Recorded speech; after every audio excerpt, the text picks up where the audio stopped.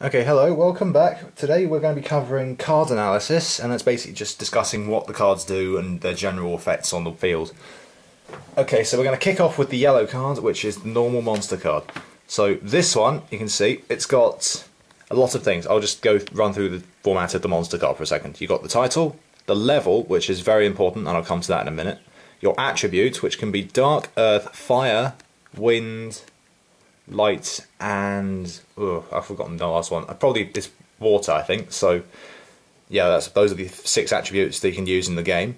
It's type, which is fiend, and a brief description of what the monster as a thing does, but it's not got an effect on the field because it's in yellow. It's attack and defense stats, which I'll come to in the battle video later, and that's the general run through on the yellow card or the normal monster card. Next up, we have something a bit different. The effect monster card. Now, this is a bit different in the fact that it has an effect on the field, and typically these things can potentially change the course of a game. Like any other card, it's basically straightforward.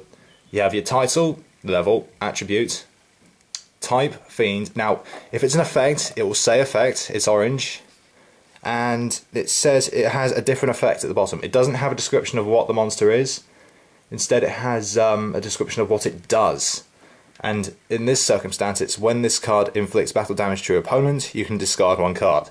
Now, this is something you can physically do. So, say, if I had this in my hand, but I attacked with another one, I can send it to the graveyard. The other one didn't have that, so that's that. It's got the attack and defense stats as normal, so it's still a monster. Next up, we come to the spell and traps. Now, these are a bit different, since they don't have an attack and defense stat, nor a type, but they do have an effect. Well, spells have an effect. And the effect is there. It's in the description box down here. And you have the effect that it gives. So in this circumstance, your opponent chooses 1 monster in your graveyard, and in the end phase of the turn, you add that monster to your hand. And that's basically that. It's very straightforward, you can play it in your turn. And finally, we have, well, the straightforward stuff, we have trap cards. Now these you can activate during your opponent's turn, if they're face down. Now if you've activated it, it gets sent to the graveyard like any other spell. So if I activate this, it goes to the graveyard after I've activated it. Now a trap, this can be activated during your opponent's turn. Now these can generally disrupt their play, or their style, or whatever. For example, this one destroys and removes from play a monster from their field when they summon it. So it's pretty helpful traps. I find they're quite reliable.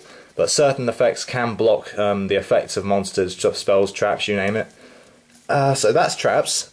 Next up, it comes to the more difficult to use monsters.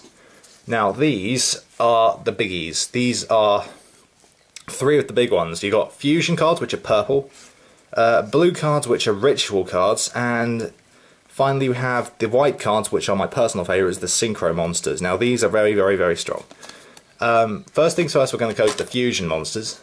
Fusion monsters are very much like tributive monsters, which I'll come to later.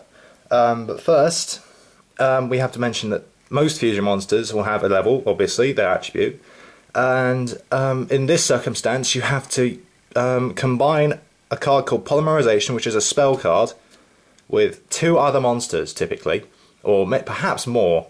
In this case, it's 1 hero monster and 1 water monster to special summon Elemental Hero Absolute Zero. And it has an effect, some may, some may not, and it does. I think these are pretty much worth the summoning, to be honest, because this one destroys all monsters your opponent controls when it leaves the field, and it's pretty helpful in general. So fusion monsters, you do require Polymerization and the monsters to do it, but it's well worth it.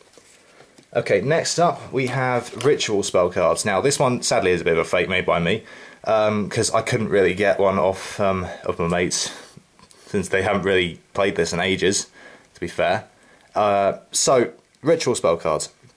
Most of these typically have an effect of some sort, and can be special summoned like a fusion monster through a spell card, but it's not Polymerization. It has its own unique spell ritual card, which in the Masked Beast case would be Curse of the Masked Beast. And the effect says you can use ritual summon this card. You must also tribute monsters whose total levels equal 8 or more from the field or your hand. Now, this card is 8 level. See that? 8 stars. Now, if I get these two and combine, if I send these cards to the graveyard from my hand or from my field, using this, I can special summon that. And generally, that's how a ritual spell card will work. So if I put that back there, I'll plop that there. There we go, I can just normal summon it like that. And finally, we have the Synchro Monster. Now, for this, you acquire a card called a Tuner, and the cards that he describes in the description there. So in this case, it says 1 tuner plus 1 or more non-tuner plant type monsters. And I haven't got any of those. This is just a general one. I just picked this up. And you can do this, and it activates an effect, and the Synchro Summon is like a special summon. You can put it in any position at all, face up, like that, or that. And these typically have pretty good effects as well, and they come in all forms of level. But you don't have to make them equal the level, from my opinion. No, you do have to make them equal the level. I'm an idiot. I don't know why I said that. That's fusion monsters, I should have said. You don't have to make them equal the level of the monster that you've just fusion summoned. In this case, you do. And it needs to be... they are quite tight on the description. Some of them are a bit vague. You can use virtually anything. In this case, you had to use non-tuner plant type monsters. But anyway, those are all good cards, and they're pretty helpful. There's one card I don't have, which is an XYZ monster. Now, these are a bit different, you see. Instead, you can special summon it from your extra deck to the field, but you need 2 monsters with the same level. Now, that can be a bit tricky, seeing as how your opponent's going to be trying to get rid of all your monsters. But in this circumstance, I have 2 level 4 monsters here, and there's a monster I know, and XYZ monsters have a black kind of colour. So this is blue, pink. It's got a black background from what I can see.